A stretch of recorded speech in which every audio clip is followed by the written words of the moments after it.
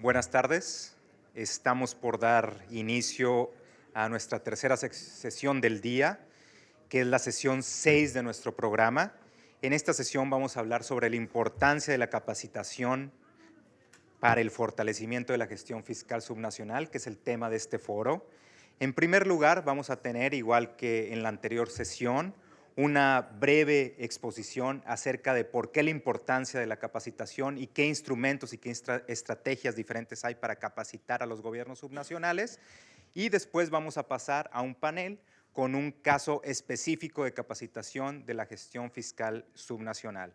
En este momento le paso la palabra a Juan Cristóbal Bonfoy, jefe del Instituto Interamericano para el Desarrollo Económico y Social de aquí del banco. Gracias, Juan Cristóbal. Te cedo la palabra.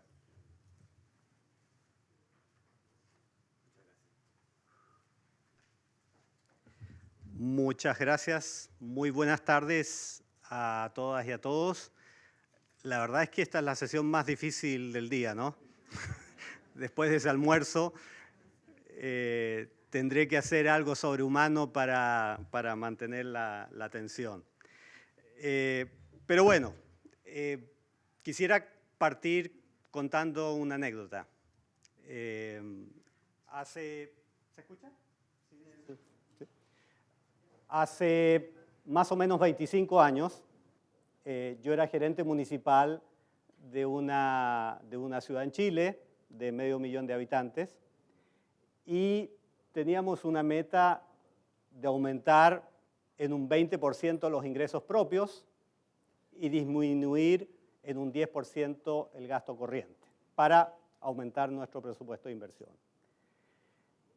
Y parte de los proyectos que llevaban a hacer esto era un proyecto de modernización de la gestión fiscal, que involucraba varios componentes y uno de los componentes era un gran proyecto de modernización informática, se llamaba en esa época. Y cuento corto, hicimos la licitación y yo dije, necesitamos un 25% del presupuesto para invertir en capacitación, porque esto era la época en que pasábamos de un mainframe a estaciones de trabajo individuales, lo que hoy en día se llaman los PC, ¿ya? Y me trataron de loco. ¿Pero cómo se te ocurre 25%? ¿Estás loco? ¿Dónde vamos a sacar esa plata? Etcétera. Bueno, el cuento corto, finalmente negociamos en un 15%, pero los resultados del proyecto se cumplieron en un año y no en 3 años como era el horizonte inicial. O sea, logramos aumentar los ingresos propios en un 20% y disminuir los ingresos corrientes poquito menos de un 10%. Entonces, esta anécdota, ¿por qué la saco a colación? Porque da la sensación que el tema de la capacitación es algo que hemos venido haciendo siempre en gestión fiscal. Y yo lo que le quería conversar era un poco de cuáles son las cosas nuevas. Porque en realidad todos los que estamos en esta sala en algún momento o hemos sido capacitados o hemos sufrido la capacitación de otros o nosotros mismos la hemos infligido en los demás, ¿ya? Todos tenemos velas en este entierro. Entonces, el tema es decir, bueno, ¿qué es lo que hay nuevo? ¿Ya? Y podríamos pensar, como decía en latín, de que no hay nada nuevo bajo el sol. Pero la verdad es que sí hay cosas nuevas bajo el sol. Y sí hay cosas que nos pueden hacer pensar y nos pueden hacer lograr nuestros objetivos de transformación en cualquiera de nuestras instituciones y de reforma en cualquiera de nuestros países, ¿ya? Ahora, si bien ese nada nuevo bajo el sol aparece bajo la imagen de un iPhone, todos nos sentimos identificados con esa imagen de la capacitación tradicional donde uno primero piensa en el expositor y al ratito ya está pensando en la madre del expositor y en la familia del expositor, etcétera, etcétera. Bueno, ¿qué cosas hay nuevas? Primero, hay todo un sentido revigorizado de la formación continua a través del tiempo. Este es un artículo que apareció en el Economist el año pasado, donde básicamente este tema del lifelong learning pasa a ser un imperativo económico, ¿ya? O sea, ya no es una cosa de los docentes, no es una cosa de la gente que se dedica a la educación, sino que es un tema de productividad, es un tema de un imperativo para todas las economías. Esto va de la mano con el tema de la aceleración del cambio en los puestos laborales. Si bien en el sector público podemos decir, no, hay mucho más estabilidad, no hay tanta rotación como en el sector privado, en la práctica, cualquiera de nuestras instituciones han visto una aceleración de la rotación de personal y eso significa que yo tengo que capacitar todos los años gente nueva. Y eso, nuevamente, es un segundo tiempo, un segundo factor sumamente importante. Correlacionado con lo anterior está todo el tema de la transformación del trabajo. Aquí en el banco tenemos una publicación que le llamamos Factor Trabajo, se la recomiendo mucho, donde básicamente el mensaje es decir, bueno, tenemos que aprender a aprender y el tema del aprendizaje continuo pasa a ser un tema de todos. Y evidentemente la tecnología juega un rol, pero además el cambio social, el cambio económico, el cambio político, todos esos cambios van siendo cada vez más acelerados y no tengo que conversarlos de eso porque todos lo sufrimos todos los días. El segundo elemento importante es el tema del diseño mismo de los instrumentos. Generalmente el one size fits all o una sola medida para todos es nuestra receta típica, pero la verdad es que hoy en día con el diseño de la capacitación más en línea nos permite hacer distintas variaciones, no distintas, infinitas variaciones para audiencias distintas y para temáticas distintas. Les voy a poner un ejemplo. Nosotros aquí en el banco tenemos dos productos de e-learning, por ejemplo. Tenemos los cursos masivos en línea, que son los MOOCs, donde básicamente estamos yendo a audiencias mucho más heterogéneas y a un nivel de conocimiento menor o menos profundo. Pero de la misma manera tenemos esto otro que se llaman los SPOCs, que son los cursos más personalizados, más cerrados, y donde básicamente, tengo que mirar el tiempo así como, no estoy haciendo Matrix, estoy mirando el tiempo aquí. Me voy a subir acá porque así no veo. Entonces, tenemos otro mecanismo.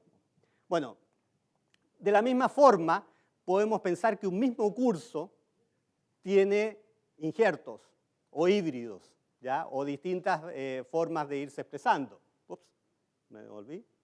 Ahí. Entonces, por ejemplo, ese en azul, hay un MOOC que es de asociaciones público-privadas que tiene el banco, por ejemplo, y que eso, por una parte, tiene un enfoque sectorial que es común para todos los países.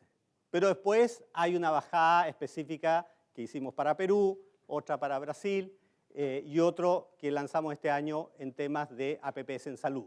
Y cada uno de ellos usan la misma matriz de conocimiento, pero con una, no sé cómo se dice, customization, uno se empieza a olvidar del español, con una, ¿perdón? Personalización, that's the word, ¿ok? El tercer factor que es sumamente importante es el surgimiento de las credenciales digitales. O sea, de la mano con la formación continua a través de toda la vida y de la mano con esta diferenciación en los términos tecnológicos de los distintos productos, tenemos el tema de las credenciales. Y aquí las credenciales básicamente nos están planteando todo un universo distinto. Aquí hay un ejemplo de cosas que estamos haciendo en el banco, donde básicamente lo que buscamos son distintos niveles de conocimiento, ¿ya? Y de aplicación. Entonces, por ejemplo, tenemos una de esas credenciales, la de experto. Esto les va a parecer a aquellos que han sido Boy Scouts o Girl Scouts, ¿cómo se dicen? Van a decir, estos se parecen a la insignia de los Boy Scouts. Bueno, desgraciadamente sí, parece que son así.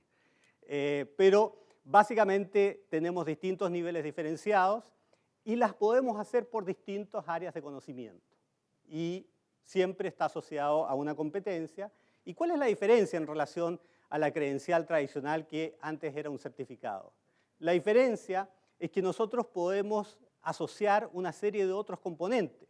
O sea, podemos asociar una evidencia. ¿Cuál es la evidencia de que la persona tiene estas competencias? Podemos asociar ciertos estándares. En el panel vamos a ver el ejemplo de la ley de disciplina financiera. Bueno, ¿cuáles son los estándares que queremos en términos de conocimiento de esa ley de disciplina financiera? Y así sucesivamente hay varios elementos. Cuarto elemento, lo que le llamamos las constelaciones. Si juntamos los tres anteriores, podemos llegar a una idea de que aquí lo que estamos hablando son especies de conjuntos relacionados de aprendizaje. Antiguamente, cuando nosotros hacíamos un curso, era algo secuencial. Teníamos que ir paso a paso y teníamos que, era prescriptivo. Había una sola forma de hacerlo, desde el punto A al punto Z, ¿ya? Hoy en día, con las constelaciones, podemos ir cambiando los distintos pasos y podemos ir haciendo esa personalización mucho más adecuada. Yo llego a decir que este va a ser un nuevo verbo. Desgraciadamente en español no existe el verbo, pero en francés sí existe el verbo, no sé por qué. Pero vamos a empezar a conjugar este verbo de cómo constelamos, ¿ya? Cómo hacemos una constelación de productos que están relacionados y que son cada vez más complejos. Por ejemplo, este es otro producto que estamos diseñando ahora, que lo vamos a lanzar este mes, que es un producto, le llamamos el Digital 101, que es un conjunto de elementos de tecnologías digitales hoy en día. Entonces tiene una constelación, lo que le llamamos la introductoria, donde básicamente las distintas personas tienen que tomar ciertos microaprendizajes, microlearning que se llama. Nos podemos cambiar a una constelación que tiene que ver con los temas de cloud. Entonces, si alguien de sus ministerios está viendo los temas de cómo transicionar hacia la nube, evidentemente cada uno de esos módulos que tienen que ver con software as a service, infrastructure as a service, etc., van tomándolo. En conclusión, aquí, por ejemplo, tenemos un conjunto de 21 temáticas y estas 5 distintas avenidas que tienen en que yo puedo ir combinando. Entonces, por ejemplo, si ustedes se fijan en la última línea, se habla de imprimir en 3D. ¿A quién en el ministerio le interesa imprimir en 3D? Nadie. Bueno, evidentemente esto es algo que tiene que ver con un pathway del mundo virtual. Y evidentemente es algo distinto. Pero, ¿cuál es el mensaje? El mensaje es cómo ganamos en flexibilidad y ganamos en precisión de lo que la gente realmente necesita hacer. El quinto elemento yo creo que es pensar, siempre en la capacitación hemos dicho, bueno, está ocurriendo un problema y salimos a solucionar ese problema. Hay una reforma y salimos a enseñar esa reforma. Bueno, ¿cómo en esta lógica de aprendizaje continuo nos planteamos un desafío de mantener una sostenibilidad de la capacitación? Y cómo a su vez eso lo juntamos con las credenciales digitales, donde un elemento fundamental de las credenciales digitales es que estas son portables. O sea, yo me puedo llevar mi credencial e irme del estado A al estado B o del municipio Z al municipio Y, ¿ya? Entonces, aquí lo que tenemos es un conjunto de distintos actores y distintos instrumentos que emiten credenciales y por otra parte, en la medida en que la gente las comparte en sus redes sociales, pueden generar nuevas oportunidades laborales, etc. ¿Ya? Veamos un ejemplo. ¿Qué es lo que hemos hecho en el banco? El primer paso fue sistematizar los cursos existentes. O sea, de qué forma podemos generar que nuestros empleados o los empleados de cualquier administración fiscal de los países que están aquí en la sala tengan una sistematización de lo que han desarrollado. Todos ustedes han implementado CIAF, todos ustedes han implementado distintas leyes y reformas en los últimos años. Y hay un conjunto de materiales que a veces están guardados y no se utilizan. Y el formato tecnológico, evidentemente, nos permite manejar eso. Segunda etapa, vamos a elegir una plataforma de cómo administrar estas credenciales digitales. Ya no es necesario que nosotros tengamos en casa alguien que nos administre esto, sino que en la misma forma que queremos que esto sea portátil, tenemos una plataforma. Estas son algunas de las plataformas que hoy en día existen para ese efecto. Tercer momento, emitir. Aquí un ejemplo, nosotros tenemos una certificación en adquisición de proyectos y este señor ha obtenido, a través de cumplir ciertos requisitos, su credencial. Él la puede, cuarto momento, la puede exportar y al exportar, esto es la página como se ve en LinkedIn, aparece, no me acuerdo cómo se llama eso en inglés, pero en el LinkedIn en inglés se llama achievements o, no me acuerdo, accomplishment. En vez de logros, es la parte que aparece experiencia laboral, educación y logros. Y ahí aparece esa certificación. De esa manera la persona que quiere portar esta credencial entre distintas entidades jurisdiccionales tributarias puede hacerlo, o fiscales puede hacerlo. Y el quinto paso es, juntando todo lo anterior, construir esas constelaciones. O sea, aquí hay un ejemplo de temas que son, esta es la lucecita, temas que son de informática per se, de Excel, de Word, etcétera, habilidades de Office, habilidades blandas, pensamiento crítico, colaboración, etcétera. Y por acá, las habilidades más duras. Este es un diploma asociado en biotecnología, por lo tanto están los temas de asistente de laboratorio de biotecnología.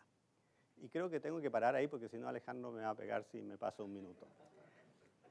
Bueno, para cerrar, la idea es que esto es un camino donde tenemos distintas estaciones y cada uno de nosotros va avanzando a distintas velocidades. Pero desde el banco lo que nos interesa, dado la experiencia que ustedes tienen en cada uno de sus países, es ir colaborando en este desarrollo y el panel que viene a continuación es un ejemplo de esa colaboración y cómo podemos seguir hacia adelante. Muchas gracias.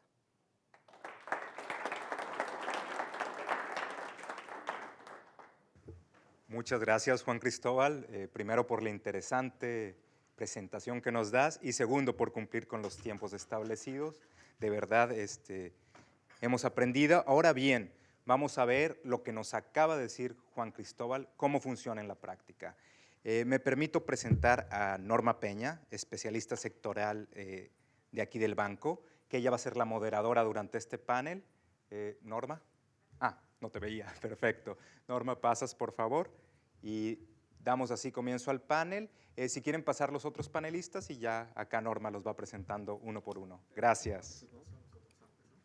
Sí, la ponemos. Ahora Norma. ¿Esa es tu agua? Sí.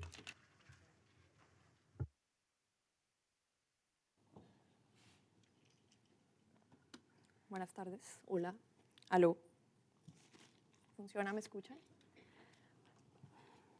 Bueno, el panel que todos estaban esperando en la recta final del evento. Muy buenas tardes a todos. Bienvenidos al panel de capacitación subnacional. Como mencionaba Alejandro, esta es la oportunidad de conocer de cerca uno de los ejemplos de trabajo de la frontera del conocimiento en los temas de aprendizaje que el banco está haciendo con los países. Para esto vamos a tener la oportunidad de conocer el curso de la Ley de Disciplina Financiera que se desarrolló en México hace un poco más de un año y que ya va por su segunda edición. Y la presentación de Juan Cristóbal fue el perfecto abrebocas para la discusión que vamos a tener. Nos acompaña entonces por el lado del Gobierno Federal de México, Ramón Castañeda, director de Coordinación Hacendaria del Instituto para el Desarrollo Técnico de las Haciendas Públicas, INDETEC. Por el BID, Juan Cristóbal Bonnefoy, director del INDES, jefe del INDES. Y Alejandro Rastelletti, especialista senior en gestión fiscal y municipal de la División de Gestión Fiscal del banco, ubicado en México. Vamos entonces a contarles cuál es la dinámica de esta sesión. En primer lugar, Alejandro y Ramón van a hacer una breve presentación de no más de 15 minutos sobre la experiencia del curso de México y el trabajo del INDETEC. Luego vamos a pasar a una discusión que va a ser muy, muy dinámica sobre el curso de México, sobre cómo este curso es un ejemplo de cómo las estrategias y los instrumentos de capacitación deben responder a los diferentes desafíos, a los retos, pero sobre todo a los resultados que se quieren alcanzar. Y como la capacitación, como lo dijo Huáscar el primer día, no debe ser un elemento aislado al final de los proyectos, sino que debe ser parte integral de ellos y apuntar a los objetivos que los proyectos, las políticas y en este caso la ley busca. Y al final vamos a abrir para preguntas por parte de ustedes. Tenemos una sesión de aproximadamente 20 minutos para preguntas cumpliendo con los tiempos. Arrancamos entonces con la presentación de Alejandro Ramón, 15 minutos. Ok, yo voy a empezar con la presentación, si no les molesta las voy a hacer de sentado, dándoles un poco el contexto en el cual surge el curso de la Ley de Disciplina Financiera de las entidades federativas y los municipios en México, para que luego Ramón hable un poco más de la experiencia del INDETEC, generando capacitación en México, que es un instituto bastante interesante, cómo se financia y el trabajo que hacen.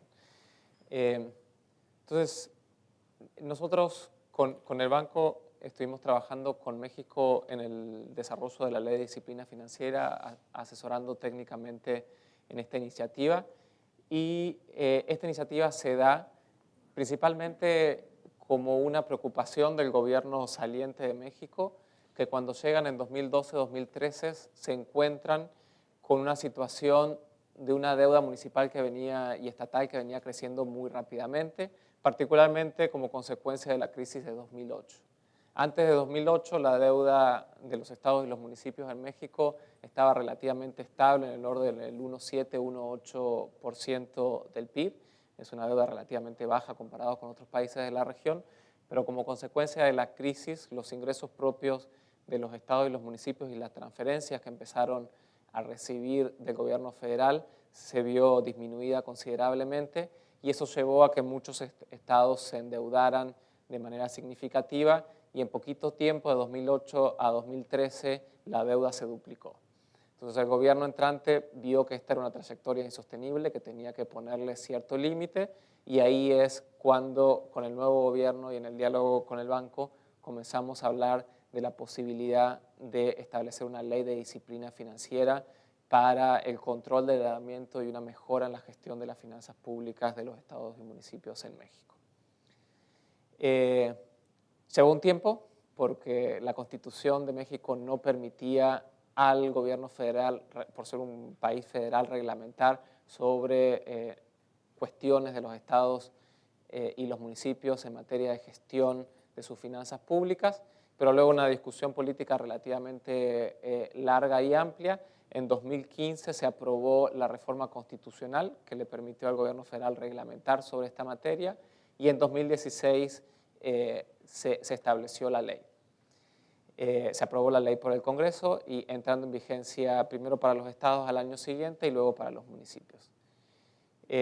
No quiero meterme mucho en los contenidos de la ley, porque eso en sesiones anteriores de este Congreso, creo que el año pasado y el anterior, algo se discutió, pero algo que nos llamó la atención a nosotros, bueno, como BID, era que esta ley era muy abarcativa, incluía muchos temas, y que si no se capacitaba, sobre todo a los municipios que tienen menores capacidades, esta ley iba a quedar en letra muerta, no se iba a aplicar. Y veníamos de una experiencia con la Ley de Contabilidad Gubernamental que se había aprobado en el 2008 y que llevaban prácticamente 6 o 7 años y que no se había avanzado mucho. Entonces, en ese momento dijimos, como parte de la implementación de la ley, tenemos que pensar en un curso que abarque los distintos temas que menciona la ley, y ahí, digamos, la ley se basaba en 5 ejes. Lo que nos preocupaba a nosotros era que había mucho contenido, había temas de cómo se elaboraban, se reglamentaba cómo se tenían que elaborar y cómo se tenían que ejecutar los presupuestos, que habían cambios radicales de lo que venían haciendo anteriormente los estados y los municipios. Se establece por primera vez un sistema de alertas que hace un monitoreo de la situación de las finanzas públicas y en base a la situación de las finanzas públicas pone límite al endeudamiento que pueden tomar los estados y los municipios. También se establece toda una nueva sistemática para la contratación, los pasos que tienen que seguir los estados para poder contratar deuda. También todo un sistema de registro nuevo, cómo se registra esa deuda para que el gobierno federal pudiera dar seguimiento. Y también se establece un nuevo instrumento que es la deuda estatal garantizada, que es ciertos convenios que pueden acceder los gobiernos de los estados y los municipios para acceder a la deuda del gobierno federal. Entonces, esta era una ley muy abarcativa, que además de la ley en sí tocaba como que puntos en comunes con otra ley. Dijimos, esto es imposible que se aplique si no tenemos una capacitación. Como nosotros somos técnicos, ¿no? La Secretaría de Hacienda y nosotros, los especialistas sectoriales del BID, y no sabíamos mucho de esto, dijimos, bueno, si queremos hacer una capacitación tenemos que llamar a la gente que sabe a capacitar.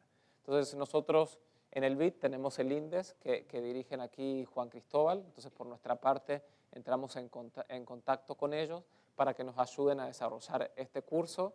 Y por otro lado, la Secretaría de Hacienda tiene el INDETEC, que es un instituto que se encarga de la capacitación de estados y municipios en México, y dijimos, bueno, nosotros también queremos traer a nuestros jugadores a la mesa, y ahí empezamos a trabajar las dos instituciones con sus cuatro patas, digamos, ¿no? Éramos como una mesa con cuatro patas. Cuando nosotros fuimos a hablar con el INDES y con INDETEC de las características que queríamos del curso, queríamos que el curso tenga ciertas características especiales y que sea replicable en el tiempo. En el caso de México hay prácticamente 2.500 municipios, tenemos 32 estados. En un promedio en México un jefe municipal dura 3 años, entonces sabemos que hay una rotación continua de funcionarios públicos y queríamos dejar algo que se pudiera replicar, pero también teniendo en cuenta las capacidades de quién iban a tomar el curso.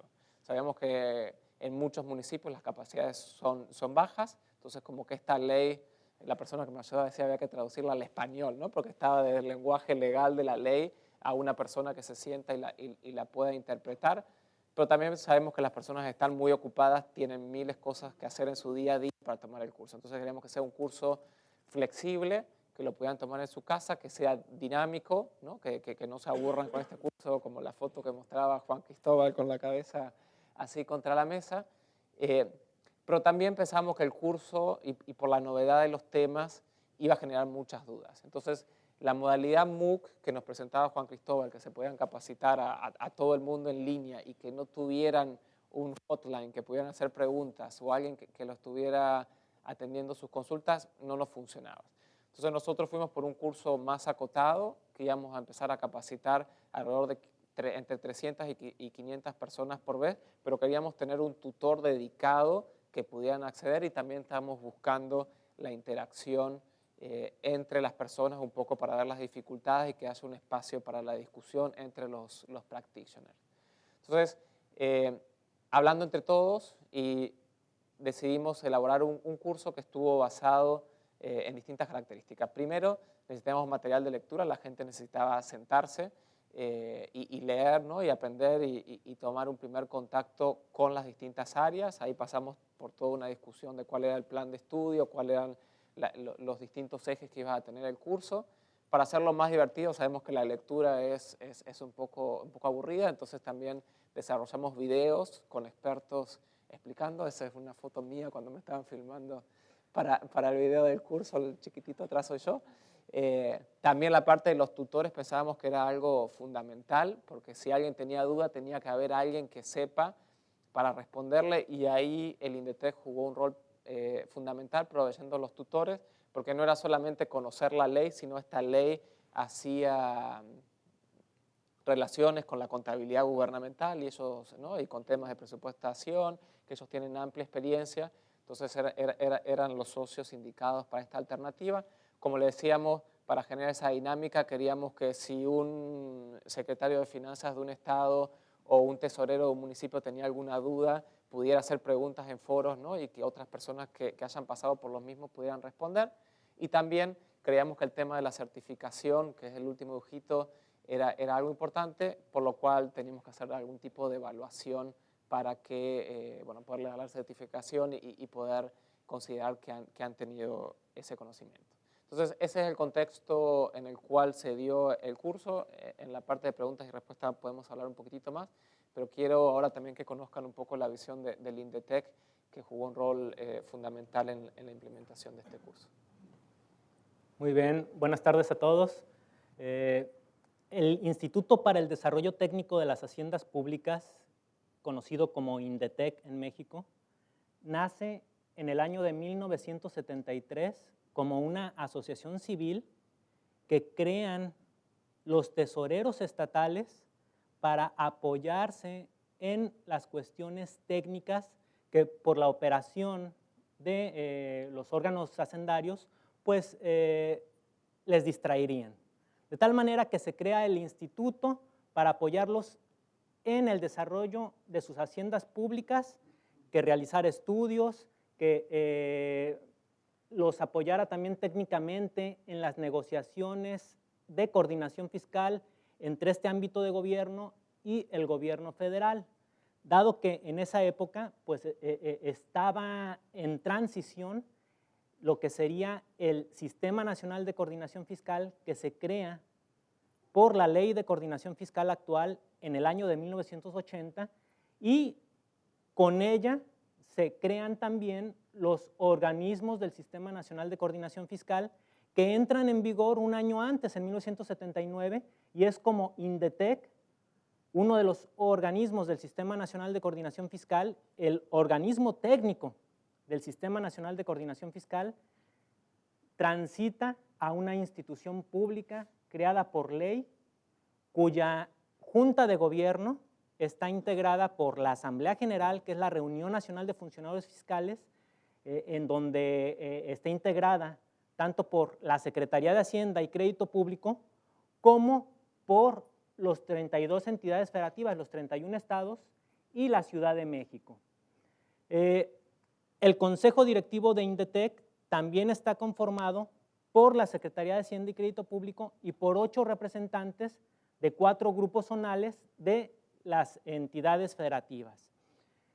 Bueno, pues el Instituto para el Desarrollo Técnico de las Haciendas Públicas, por ley, en el artículo 22 de la Ley de Coordinación Fiscal, se establece que debe de realizar estudios sobre el Sistema Nacional de Coordinación Fiscal, sobre la legislación tributaria vigente, tanto en la Federación, estados y municipios, sugerir medidas de coordinación a la acción impositiva, ser secretario de técnico y de actas de la Reunión Nacional y la Comisión Permanente de Funcionarios Fiscales y los grupos de trabajo especializados en los diferentes temas que discuten en el foro del Sistema Nacional de Coordinación Fiscal los 2 ámbitos de gobierno y entre las entidades federativas también. Bueno, pues, entre otras cosas, está el tema de la capacitación, que es fundamental, en donde INDETEC ha dado mucho de su trabajo, porque la capacitación a técnicos y funcionarios fiscales es esencial. Ya lo decía Alejandro, la rotación en el ámbito municipal y el ámbito estatal es enorme. Los municipios duran 3 años, ahora ya hay posibilidad de reelección, los estados 6 años, y normalmente no hay un servicio civil de carrera o un servicio profesional de carrera. Entonces la labor de INDETEC es estar capacitando a los nuevos funcionarios cada que se dan los cambios de gobierno. Actualmente pues tendremos que capacitar a 9 gobiernos nuevos que están entrando durante este año. Bueno, pues la capacitación a los técnicos, entendidos técnicos como el personal operativo de las haciendas públicas y los funcionarios, el personal directivo de estas haciendas públicas.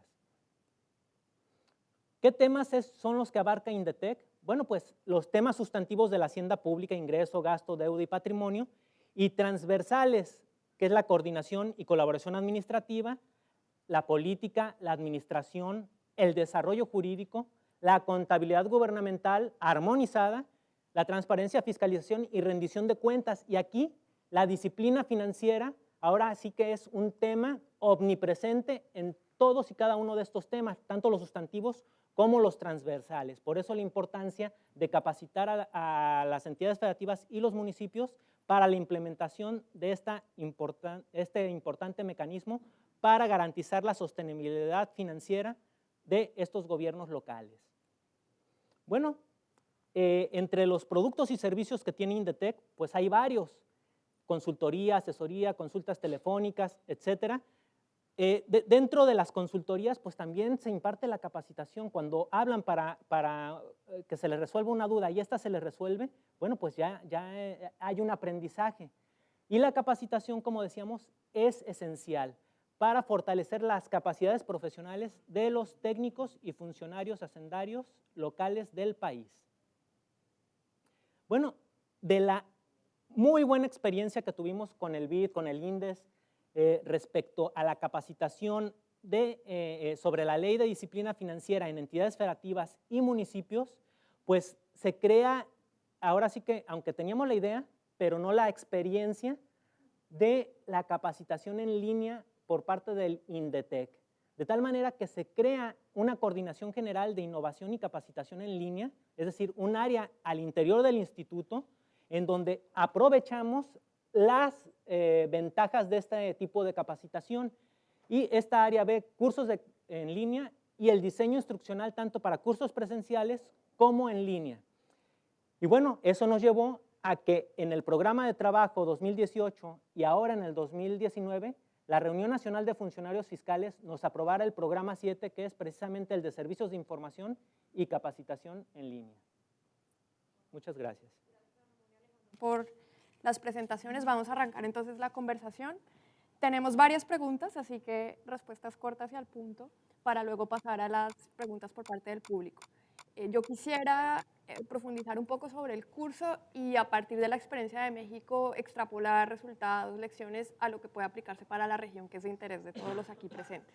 Entonces, quisiera arrancar con Ramón preguntándote sobre ¿cuál fue la recepción del curso por parte de las entidades federativas y los municipios de México? Esta es una pregunta que tenía preparada, pero que me surgió mucho más el interés luego de escuchar a tu colega Eduardo hablar sobre los retos que existe de tener un curso preparado y luego llegar y que quizás no haya una demanda como uno espera, ¿no? ¿Cómo fue en este caso la recepción del curso por parte de las entidades federativas y de los municipios? Y en particular, ¿cuál fue el papel que jugó el INDETEC y la Secretaría de Hacienda en el curso? Muy bien, pues las entidades federativas y los municipios como ente público vieron con muy buenos ojos el hecho de que se les capacitara en la implementación de la ley de disciplina financiera para las entidades federativas y los municipios, derivado de que, como ya decía Alejandro, esta contiene varias cuestiones que afectan a las diversas áreas de estos entes públicos, a las áreas de deuda, a las de gasto, a las de ingreso, en cuestión de transparencia, en cuestión de rendición de cuentas, la contabilidad gubernamental, que es esencial en este sentido. Entonces, era importante primero, ¿sí?, que se convencieran las entidades federativas y los municipios de la relevancia de la ley. De tal manera que la primera parte del curso, tal como fue diseñado por nuestros amigos, estaba encaminada a convencer de la conveniencia de la implementación de esta ley. Había cierta reticencia, por lo que comentaba Alejandro, en el sentido de que se estaba transgrediendo la soberanía de los estados. No obstante, pues sabemos en un gobierno federal es importante que los diferentes integrantes de la federación se pongan de acuerdo en cómo van a ser sostenibles las finanzas nacionales para que el comportamiento financiero de cada uno de los participantes no afecte a los demás. Entonces, esa primera parte del curso fue esencial porque se les convenció a los funcionarios, ya estamos hablando de quienes tomaron el curso y que, bueno, bajo el enfoque del diseño instruccional en donde el alumno es el centro de atención, bueno, pues se autoconvencieron y hubo muy buena participación. Creo que la calidad de las personas que llevaron a cabo los dos cursos, porque ya el segundo curso concluyó hace como 2 meses o si no es que más, ¿verdad? La calidad de estas personas ha sido esencial para que se haya implementado en las entidades federativas y se esté implementando en los municipios correctamente la ley de disciplina. Ok, aprovecho esa respuesta tuya para hacerte una contrapregunta. ¿Cuáles son los principales desafíos que presenta la aplicación de la ley por parte del gobierno federal y de las entidades federativas y los municipios, frente a los cuales el curso ha sido, además de un catalizador y un elemento de difusión, un poco para convencer sobre la importancia de esta ley? ¿En qué más ha ayudado el curso a superar esos desafíos que la ley ha planteado? Bien, definitivamente el haber conocido a través del curso la normatividad federal que implicaba hacer adecuaciones a su normatividad local fue esencial, porque de alguna manera varios de los que tomaron el curso fueron promotores de estas reformas, que incluso pues Indetec apoyó varias de ellas, y una vez que apoyó estas reformas, pues viene la parte de capacitar sobre las reformas locales para estar armonizadas con la ley federal, con la ley general para entidades federativas y municipios. Ok, muchas gracias. Alejandro, tú que estuviste vinculado también en la elaboración del curso desde la parte técnica, como uno de los coordinadores técnicos, ¿cómo fue el proceso de pasar, bueno, ya nos adelantabas un poco de la traducción de los contenidos a un lenguaje mucho más claro y a unos elementos tanto teóricos como prácticos, pero cómo fue el proceso de aterrizar a los elementos más prácticos que, según entiendo, los funcionarios siguen usando hoy en el día a día?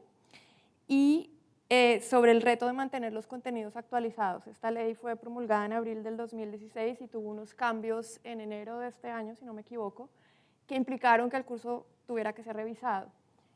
¿Cómo fue ese proceso de revisión? Y pensando en mucho más allá en estrategias de capacitación, ¿cómo asegurar la sostenibilidad de los cursos y la actualización de los contenidos cuando este tipo de leyes suelen cambiar regularmente y es necesario tener los contenidos actualizados? ¿Cómo hacer que esto ocurra? Sí, en la parte de elaboración del curso es que una lección aprendida es que no hay que minimizar lo que significa elaborar un curso. Entonces, un poco cuando estábamos en la discusión, es necesario hacer un curso, entonces hacemos un cursito y ese cursito llevó muchísimo más tiempo en mi plan de trabajo de lo que yo pensaba. Entonces, elaborar un curso con el cual uno se siente conforme es una inversión de tiempo bastante importante. Si bien bueno, nosotros contratamos a una firma que nos ayuda a desarrollarlo, la guía o la visión de lo que uno quiere tiene que estar constantemente leyendo, ¿no? Y darle feedback. Y la verdad que fue una inversión de tiempo bastante grande, pero bueno, creemos que eso sentó la base para que después cuando lo tuviéramos que cambiar sea mucho más fácil. Entonces, por un lado, esa fue una de las lecciones aprendidas en la elaboración del curso. Creo que fue muy buena la dinámica con el Indetec en la capacitación de los capacitadores para lo que esperábamos ellos del curso. Quizá una de las cosas también que hay que tener en cuenta es la restricción de los capacitadores. Nosotros pensábamos que tener capacitadores era una idea muy buena porque podían responder las preguntas. Si bien nos volcamos en el Indetec y lo hizo muy bien, cuando tú decías satisfechos estaban, la gente que lo tomó creo que estaban muy satisfechos, pero al principio estuvimos mayor de la demanda en la que podíamos atender. Entonces, como queríamos atender entre 300 y 500 personas, elegimos casi a todos los estados, le dejamos 4 personas y a los municipios más grandes. Entonces, dejábamos 3 personas en los municipios, pero después querían 6 o 7 y no queríamos eso porque no teníamos más capacitadores, si bien nos dieron 15, tenían su propio trabajo, ¿no? Entonces, coordinar la carga de trabajo habitual de los capacitadores con lo que significaba el curso fue una restricción importante. Entonces, si van por la modalidad de capacitadores, tener eso en cuenta. Y yo creo que, bueno, si bien uno reforma la ley, fuimos y cambiamos la parte que afectaba del curso. Quizás la ley no es que se cambie tanto, sí, quizás los lineamientos o las formas que hay que hacer las cosas, eso sí pueden cambiar. Y bueno, ¿no? Y hay que actualizar el material. Ahora el material que nosotros desarrollamos está colgado en la página de la Secretaría de Hacienda, de Disciplina Financiera, entonces cada vez que actualizamos ese material se actualiza en la página web y es el material, ¿no?, que se usa en las próximas ediciones del curso. Pero sí, digamos, no piensen que hacer un curso de estas características, hacer un cursito, lleva mucho tiempo y mucha energía sacarlo adelante. Sí, sí, si bien es un curso para un grupo cerrado, digamos, el hecho de que los materiales estén disponibles a todos hace que el conocimiento sea mucho más abierto y democrático, ¿no? Que quien no esté tomando necesariamente el curso pueda acceder a ellos, ver los videos y ver las lecturas. Juan Cristóbal, tú como jefe del INDES por varios años ya, has tenido la posibilidad de coordinar y supervisar un sinnúmero de cursos, desde cursos presenciales, cursos virtuales, y desde el año 2014 los MOOCs que nos presentabas, que son los cursos abiertos y masivos, que si no me equivoco el banco ha hecho un poco más de 80 cursos desde el 2014 en áreas sectoriales como seguridad vial, alianzas público-privadas, gestión por resultados para gobiernos subnacionales que seguramente muchos de ustedes conocen o han tomado. ¿Cuál es la particularidad de este curso con respecto a lo que el banco ha elaborado antes? ¿Qué lo hace diferente? Yo creo que fundamentalmente es el vincular al curso al éxito de la reforma, ¿ya? O sea, yo creo que en cada una de las reformas normalmente lo que hacemos es que el Congreso aprueba la reforma o se promulga el reglamento, lo que sea, y destapamos la champaña y estamos todos felices. Pero ahí en realidad es cuando empieza. Entonces yo creo que el éxito de este curso y la particularidad que tiene este curso es eso, o sea, vincular el curso a la implementación real. Y esa implementación real tenía, por ejemplo, ciertas fechas límites en términos de temas que tenían que quedar actualizados en una base de datos que se creó, etcétera, que no existía anteriormente. O sea, hay una serie de implicancias en cada una de las reformas que implementamos que si tú no le das el seguimiento necesario, quedan como la ley, o sea, como la que escribió antes Alejandro, una ley que se aprobó en el 2008 y que finalmente fue rengueando hasta que finalmente, por ahí por el 2016, las últimas normas de contabilidad gubernamental se terminaron de implementar. Entonces, yo creo que esa es la diferencia fundamental. Okay. Bueno, nos compartirán más adelante cómo hicieron para que eso sucediera, para que el curso estuviera vinculado con los objetivos de la aplicación de la ley desde el principio. Ramón, el INDETEC también es un instituto que dentro de sus múltiples funciones, como nos explicabas, está la de capacitación a municipios y a entidades federativas en diferentes leyes. Este no es el primer curso que ustedes hacen en temas de patrimonio, de ingreso, de gasto. Desde tu punto de vista, ¿cuál es la diferencia de este curso con respecto a los otros cursos que ustedes han hecho? ¿Y cómo lograron, ahí sí lanzo la pregunta, cómo lograron que esto ocurriera, que el curso se tuviera en cuenta desde el principio pensando en la estrategia de implementación de la ley? Muy bien. Como les había comentado, básicamente la capacitación que ha impartido INDETEC para las entidades federativas y los municipios ha sido bajo la modalidad presencial. Es muy importante esta modalidad, la presencial, por la convivencia que se tiene con los funcionarios, porque eso también a su vez permite el detectar otras necesidades, tanto de capacitación como de otro tipo de servicios, consultoría, asesoría, incluso publicaciones.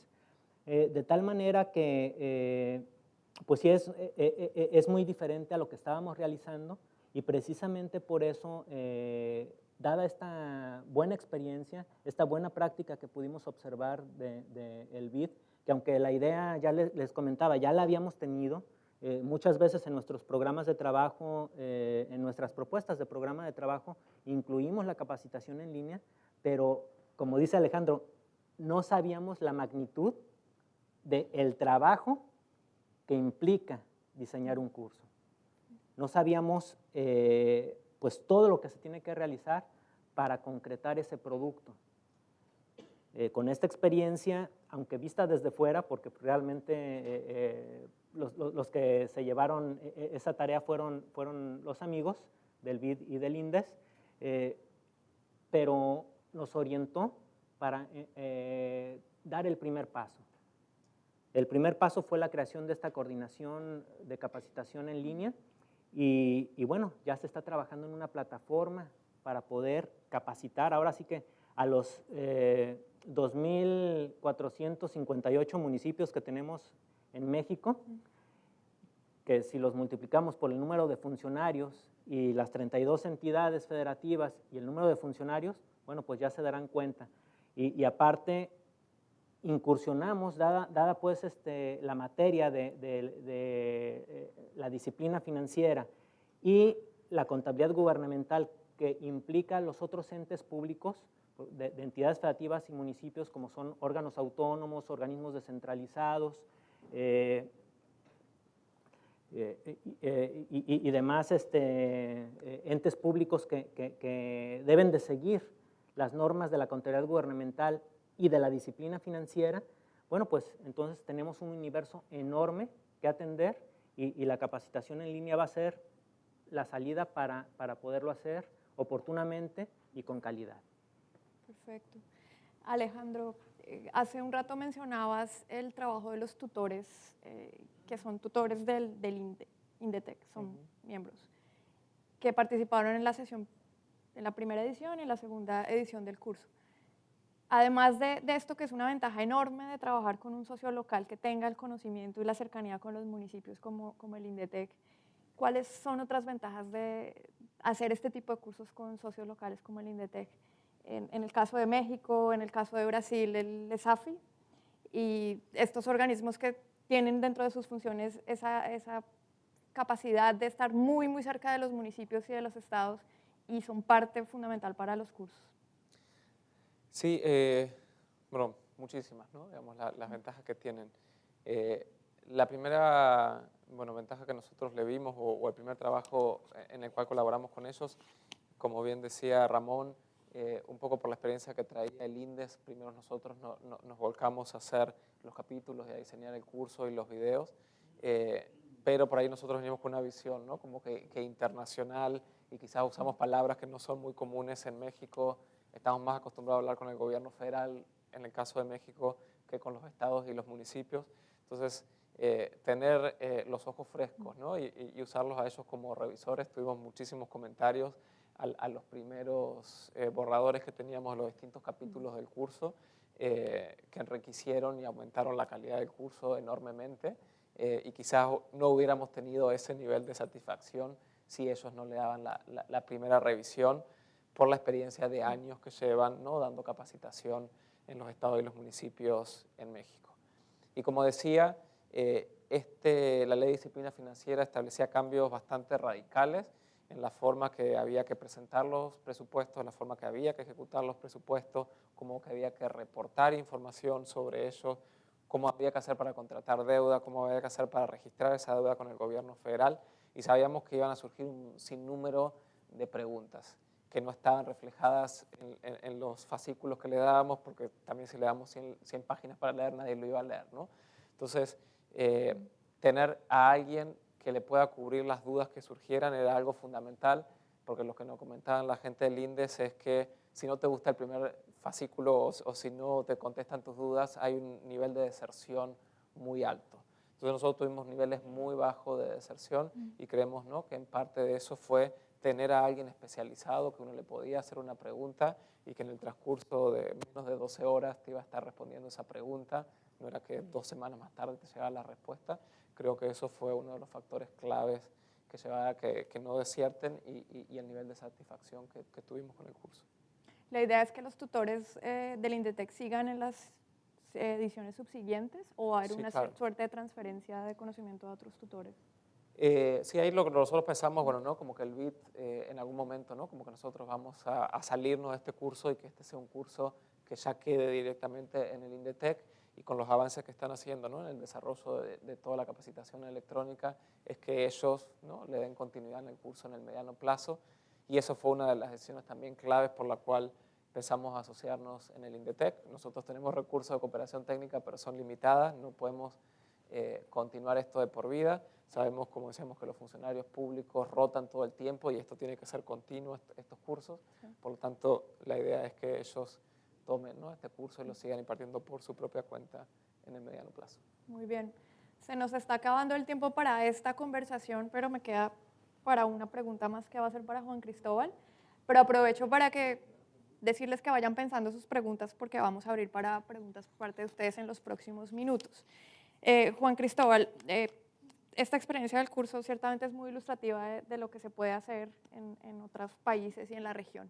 Y pensando en el trabajo de esta red y en los beneficios que traen las sinergias entre los países, que sin duda son más que la suma de las partes, ¿qué ideas tendrías tú del trabajo que podría hacer la red alrededor de los procesos de capacitación? ¿Cómo fomentar la colaboración interinstitucional? ¿Qué podríamos pensar? Haciendo seguimiento a lo que decía Ramón y Alejandro, del esfuerzo que implica desarrollar este tipo de producto, lo que a mí se me ocurre y que es algo que estamos haciendo con otra red que hay de aduanas, donde las distintas aduanas están desarrollando distintos componentes de aprendizaje. Entonces, de repente la aduana de Uruguay está desarrollando todo lo que tiene que ver con reglas de origen. La aduana de Perú está desarrollando temas que tienen que ver con restricciones fitosanitarias, donde hay ciertos contenidos que son comunes, ¿ya? Después hay bajadas locales que dicen la reglamentación del país A o B es tal, pero el concepto general se repite. Entonces, siempre cuando yo pienso en una red, pienso en ese tipo de sinergia, pienso en cómo uno puede hacer un mapa de lo que es la gestión fiscal y decir, ok, Colombia tiene esto, Brasil tiene esto otro, etcétera, y de qué forma se pueden integrar y reusar esos distintos componentes. Eso por una parte. Y en segundo lugar es cuando tú armas el mapa del conocimiento, lo que te queda claro son las islas, lo que te queda claro son los hoyos, los boracos que tenemos en distintos lugares.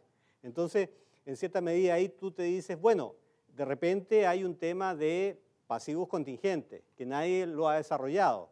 Bueno, ahí pasa a ser la red la que propiamente dice, ok, en colaboración con el BID o en colaboración con otras instituciones, habrá que elaborar un material porque el tema de pasivos contingentes pasa a ser un tema a la palestra para los próximos 5 años, etc. Entonces, me da la idea que la red puede tener esas dos funciones, o sea, de compartir cosas que ya existen y que a veces con pequeñas personalizaciones se pueden adaptar, y en segundo lugar, detectar las brechas que son obvias para todos. Perfecto, muchas gracias. Bueno, pasamos entonces a la sesión de preguntas por parte de ustedes. ¿Hay preguntas? Roberto, adelante.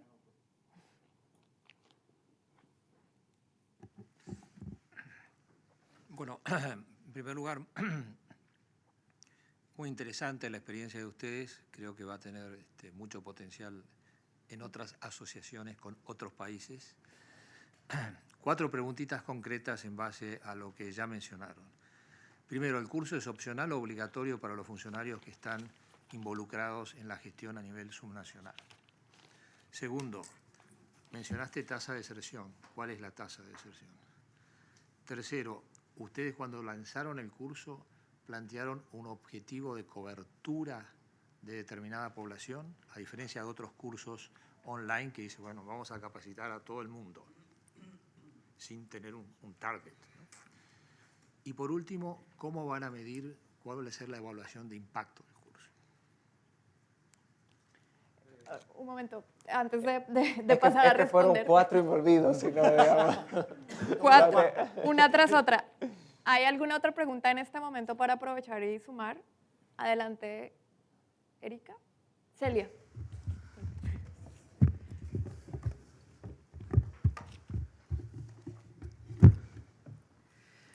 Excelentes apresentações. Eu tive a oportunidade de conhecer o INDETEC no México. Eu visitei a unidade de treinamento do INDETEC. Vou repetir. Excelentes apresentações. Eu tive a oportunidade de visitar Guadalajara e conhecer as instalações do INDETEC. Correto? A minha pergunta é a seguinte: como foi estruturado o curso de capacitação dos contadores para as novas normas de contabilidade? Esse curso foi feito pelo Indetec, sim? Vocês capacitaram apenas o contador geral de cada província ou era um grupo de contadores das províncias que eram capacitados? Vocês formavam multiplicadores? Seria um grupo, um contador geral para multiplicar para os contadores de sua província ou não? Obrigada. Bien, gracias por la pregunta. Otra por allí, adelante. Muy interesante. La verdad yo tenía dos preguntas, pero ya las dijeron un poco entre las cuatro y la... Pero básicamente yo tenía una duda en cuanto mencionaron que a veces elegían grupos de 4 y 3 personas por institución, ¿no? ¿Había algún filtro, algún criterio de entrada en el sentido de algún mínimo de requisito? Porque a veces estos cursos tienen cierto, no solo del tipo de funcionario, sino cierto grado de conocimiento. Aquí ustedes querían difundir un poco la ley nueva, ¿no? Pero también depende un poco de la responsabilidad del funcionario a nivel, sobre todo subnacional, tienen distintos grados de responsabilidad. Y lo otro un poco, si pensaron o si en realidad son solo 2 rondas que han hecho, pero si ha habido ya alguna medición de impacto, de efecto en la calidad de la presentación de los reportes que tienen que hacer los participantes en caso de... Muchas gracias. Última pregunta y pasamos a respuestas y luego abrimos a otra ronda. Gracias. Buenas tardes. Solo antecedente y luego la pregunta. Nosotros en Guatemala, la Dirección de Asistencia de la Administración Financiera Municipal tiene por ley que capacitar a las 340 municipalidades. Pero es un tema bastante impactante porque cuando se trata de finanzas ellos tienen que presupuestar y ejecutar y tienen que estar en la capacidad de utilizar la normativa de los sistemas, ¿verdad? Entonces nosotros definimos una estrategia de regionalización en la cual mezclamos capacitación online y también capacitación presencial para estar monitoreando el asunto. ¿Ustedes dentro del esquema que están manejando la regionalización? Gracias por la pregunta, Richard. Quizá empezar por Alejandro las preguntas concretas sobre el curso, luego pasar a Ramón, si quieres complementar las preguntas y hablar sobre el curso de contadores, y Juan Cristóbal sobre las estrategias de cursos blended de físico, presencial y virtual. Adelante.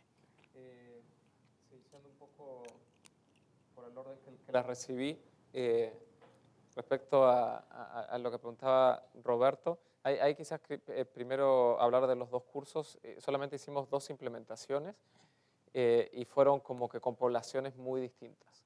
La primera implementación que la hicimos fue quizás menos de un año antes de la implementación de la ley, y en ese momento la Secretaría de Hacienda estaba muy preocupada por el tema de la deuda pública, porque era el tema que más fricción estaba generando, porque estaban los estados que querían venir a registrar su deuda, habían hecho mal los procesos competitivos, entonces no le registraban la deuda, cuando la querían registrar no tenían toda la documentación que se le pedía, entonces ellos enfocaron más a los estados y a los municipios grandes, que eran los que más urgencia en temas de deuda, y esa fue la focalización. El segundo curso nos agarró un poco la campaña electoral, entonces fue un momento difícil y elegimos ahí solamente funcionarios municipales del estado de Veracruz. Entonces fue mucho más difícil porque eran municipios más chicos. Entonces ahí el tema un poco de la calidad de los funcionarios y los reportes, vimos 2 cosas muy distintas. Hubo, yo creo, una mejor calidad de funcionarios en el primero porque eran municipios grandes y estados. En el otro nos fuimos solamente a municipios por un tema de calendario político y ahí la experiencia quizás no fue tan exitosa como la primera. La tasa de deserción no tengo los números, pero sí en el caso de Veracruz, que eran municipios, fue una tasa de deserción bastante alta. Quizás en ese caso fue más del 50%, pero en el caso de la primera, cuando estaban todos interesados que tenían que registrar la deuda, y eran funcionarios que se tenían que actualizar. 75, 77. Los que terminaron. Ok. En la primera, ¿no? En la primera terminaron como un 75%, 77%, ¿no? Entonces la primera fue muy alta, ¿no? Y nos sorprendió a todos. Todos, por lo menos desde nuestra área, lo que nosotros, un poco también volviendo a la parte de criterios de entrada, nosotros generalmente queríamos a los tesoreros, al secretario de gastos, ¿no? y al encargado de ingresos, eran los tres que nosotros poníamos, pero si querían, bueno, y al de contabilidad, ¿no? Digamos, la persona encargada de contabilidad. Eso era nuestra población objetivo, pero a veces el municipio o el estado te mandaba a otra persona y bueno, ¿no? Como que nosotros aceptábamos, pero eso es lo que nosotros recomendábamos. Y bueno, nosotros era optativo porque nosotros recomendábamos, pero aceptábamos al que ellos enviaban. Y en la parte de éxito, para ver cómo vamos a evaluar eso, lo que tratamos de hacer, que pudimos convencer a la Secretaría de Hacienda un poco a su pesar, es que en ambos casos hicimos una selección de una población objetivo. En el caso de la primera edición, los municipios entraron todos los que querían participar, de los estados todos los que iban a participar, pero en el caso de los municipios definimos criterios, obtuvimos, creo que eran como 120 municipios con esos criterios y aleatorizamos en esos 120, y en el caso de Veracruz agarramos a todos los municipios y aleatorizamos con respecto a esos municipios. Entonces esperamos que de aquí a 1 año, 2 años, queremos ver cómo fue la performance fiscal de esos municipios y esperemos, ¿no?, tener resultados interesantes, pero ahora no podemos comentar nada más que solamente aleatorizamos con la idea de ver el impacto del curso y poder medir esto efectivamente. Y en el tema de la regionalización no lo pensamos por regiones, lo que sí lo pensamos fue por tamaño de municipio y quizás no por nivel de deuda. En la primera mención, como que tener deuda y tener que reportar sobre la deuda era un criterio importante porque la Secretaría de Hacienda estaba muy interesado en monitorear efectivamente ese nivel de deuda. Entonces, regionalizamos por características, no por regiones de municipios, ¿sí? Bien, en cuanto a si era obligatorio, bueno, aunque el curso fue opcional, pero bajo invitación a la población objetivo que ya les comentó Alejandro, existe la obligación de cumplir con la ley de disciplina financiera y la misma ley de disciplina financiera considera, previa a la reforma constitucional que les comentaban, que la Auditoría Superior de la Federación revise el cumplimiento de la ley de disciplina por parte de las entidades federativas y los municipios. Esto se reguló en la nueva ley de fiscalización superior de la Federación en México y por lo tanto pues, les convenía llevar el curso. Era de alguna manera obligatorio. En cuanto a la contabilidad gubernamental, bueno, la Ley General de Contabilidad Gubernamental se creó en el año del 2008, es decir, ya tiene 10 años. A estas alturas, pues, si bien al principio Indetec se volcó a difundir y a preparar a los funcionarios sobre la Ley General de Contabilidad Gubernamental, ahora vamos sobre los aspectos particulares. De hecho, Indetec diseñó un sistema de contabilidad gubernamental armonizada que está aplicándose por muchos entes públicos del país, o sea, no solo de entidades federativas y municipios, incluso del ámbito federal. Y bueno, lógicamente, al otorgar la licencia de este sistema para la contabilidad gubernamental de las diferentes áreas, se les capacita. Y contamos con un call center en donde el funcionario que algo se le traba en el sistema llama y los apoyamos para salir adelante. Entonces, ya estamos en la etapa, ya se implementó y estamos en la etapa de consolidación, de desarrollo. ¿Tú quieres decir algo de los Sí, cursos? sobre, o sea, yo creo que el concepto de blended, más allá del tema presencial y online, yo creo que la mayor riqueza del blended viene por el lado de mezclar contenidos que son muy generalizables, lo que describí anteriormente, con contenidos mucho más locales. Entonces, usando el ejemplo que había puesto ahí en la pantalla, que es nuestro curso, el MOOC de APPs. ¿Por qué hacemos nosotros los MOOCs? Porque básicamente en América Latina y el Caribe hay 10 millones de funcionarios de nivel profesional y directivo, de los cuales la mayoría no tienen acceso a formación continua. Y a través de ese mecanismo, hoy en día estamos capacitando, antes capacitábamos 5.000 personas al año, ahora estamos capacitando alrededor de 200.000 por año. Entonces, es un nivel de escalabilidad muy distinto. Entonces, lo que tú puedes hacer, como en ese ejemplo que se ponía del curso de APPs, en que el blended es que tienes el curso que es general de conocimientos de asociaciones público-privadas con el blended del vertical de qué es lo que ocurre con la legislación en Perú y cuáles son los cambios que hubo en Colombia, etc.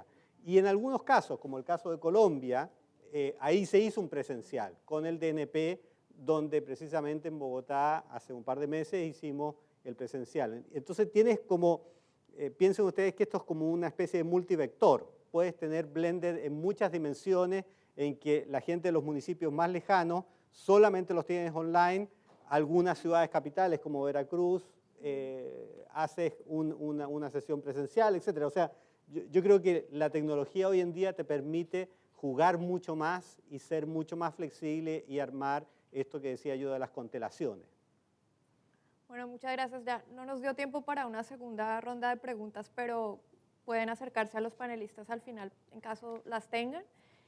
Quisiera cerrar agradeciendo a Ramón, Alejandro y Juan Cristóbal por las presentaciones, por las preguntas. Gracias por compartir la experiencia del curso y ver qué del curso puede ser aplicado para la región. Y quizás la idea que planteaba Juan Cristóbal de cómo la red puede servir para compartir, por un lado, el conocimiento que como la experiencia de México existe en los países que hacen parte de la red, pero por otro lado ese mapa de necesidades o de huecos que tú mencionabas para hacer esos cruces, y este es un escenario ideal para poder compartir la información y generar muchas más sinergias. Estamos cerrando apenas al tiempo. Muchísimas gracias a todos ustedes. Gracias. Muchas gracias, Norma, y a todos nuestros panelistas. En este momento tenemos una pausa para que tomen un café, se refresquen. Tenemos 10 minutos y les pido estar de vuelta para comenzar al tiempo con nuestra última sesión del foro. Gracias.